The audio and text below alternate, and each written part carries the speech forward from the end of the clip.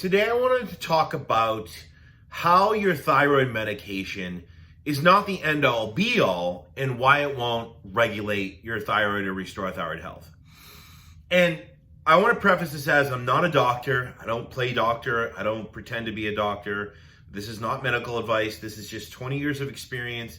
This is just understanding the body and working with so many people in seeing, or not even seeing what thyroid medication do, but the belief system that people have around it. And I'll give you an example.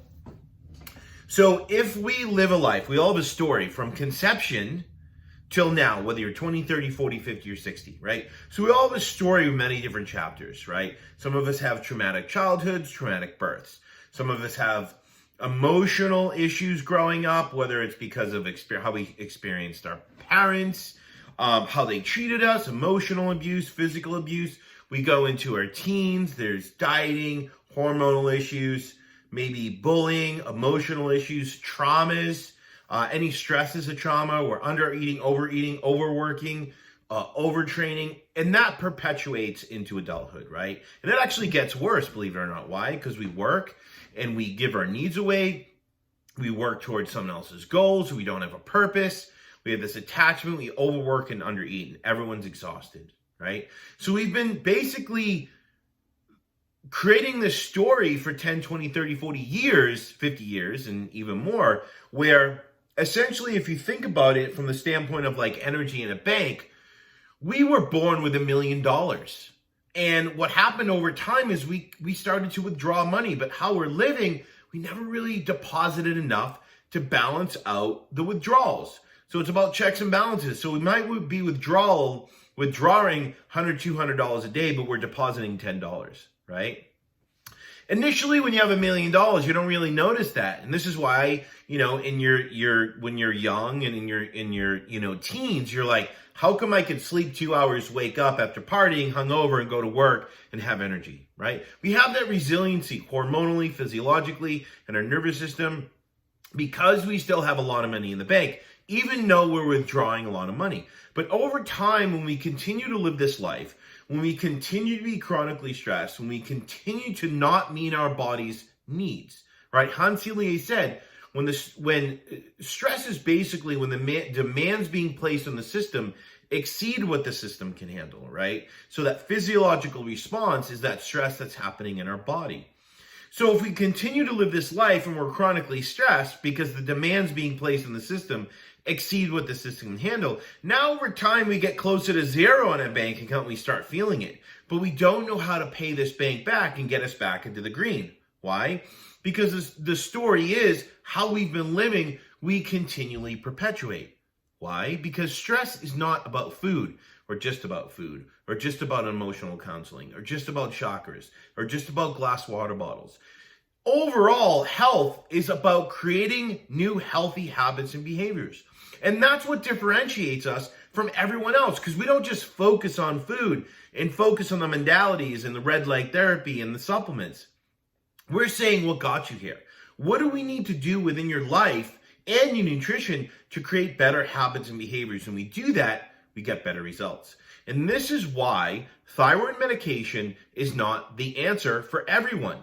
I'm not saying stop taking it or it can't be a benefit. But what I'm saying is, if your whole life you've been living in chaos, right? Trauma, stress, undereating, all these different things, and you end up with a thyroid issue, let's not focus on where it came from. Let's just say chronic stress, conversion issues, immune system issues affecting your thyroid, right? And you take thyroid medication, what have you changed to get a different result? Absolutely nothing. You haven't changed your story. You haven't changed your lifestyle. You haven't changed your nutrition. All you've done is added in a thyroid medication. And this is why a lot of people don't feel anything on the medication. They have to try different ones in different doses. This is why a lot of people feel worse going on the medication. Or this is why a lot of people have to constantly try different and say, this absolutely did nothing for me. I've been on it 30 years and I still feel the same. Why? Because how we live dictates our physiology, just like Diana Schwartzbein said. We control our hormones control our metabolism. You can put hormones in, say, nervous system. You can put endocrine system, immune system. We control, and that controls our nervous system. We are in control of how we live. And we can change how we live. Little by little, a little becomes a lot. We can change how we eat. A little by little, a little becomes a lot. It doesn't have to be drastic. Go slow. But when you do that, and this is what the RTM method is all about, when you make those changes, now those changes support the very medication you're on. Now those changes release the blocks in the pathways, help the liver with detoxification, allow you to store glycogen, allow you to convert that glycogen to usable energy, to support thyroid hormone conversion. You're getting minerals to support TRH, to stimulate TSH, to produce T4. The list goes on. So now you're supporting the very medication you're on. And this is what happens with a lot of people. They say, oh my God, now the medication I'm using is working because now I'm creating change. And the only way you can create change is to change. Or, oh my God, this is amazing. Now I can actually, instead of taking 100 micrograms, take 50 micrograms because now I have a foundation. The blockages are gone. The support mechanisms are there. Or some people honestly will say, oh my God, after doing this for so long, I'm going to talk to my doctor because based on my labs, I don't need this medication anymore. Now it's pushing me in the other direction.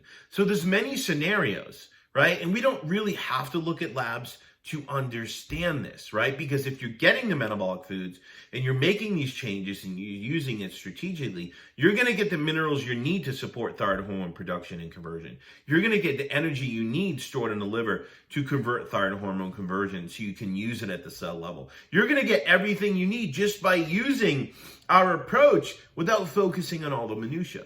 But just to kind of give you some insight, when you see people with, let's say, low free T4. To us, that usually means mineral deficiency. Mineral deficiency. They're not getting bioavailable copper or vitamin A because you need vitamin A to convert copper into ceruloplasmin, which is a protein. It's bioavailable copper. You need that copper to produce or stimulate a cofactor or coenzyme to stimulate TRH, to stimulate TSH, to produce T4. Copper is the mother mineral that allows this whole process to keep going so you can produce and convert thyroid hormone, right? And there's other minerals too, I'm just giving you a basic understanding. If we see someone with low free T3, that tells us there's stress in the system.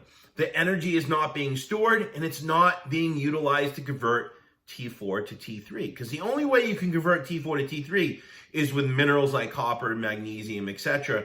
But you need stored energy, which is glucose. You need that glucose to make that conversion. And if you don't have it because of chronic stress, right, or a sluggish liver, right, you're going to block that conversion. So people with low free T3, it's just an energy issue.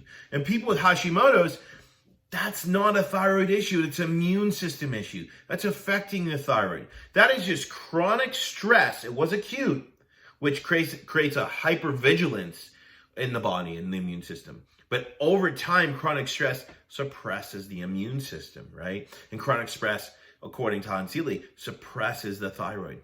So you're seeing the evolution when you have Hashimoto's that I've been chronically stressed for 10, 20, 30, 40 years, and I've ignored it, and this is the kind of end result of it all. So before you jump on your medication, or if you're on your medication, think about what you can change in your life. Think about how you can change how you're eating to support your system. If you ever have any questions you want to reach out, we offer a free 15-minute consult to anyone, anywhere in the world, so we can answer your questions and kind of teach you about the RTM method and how it can support you. Hopefully this information has helped you and gives you a little bit of insight, but a little bit of hope. Peace.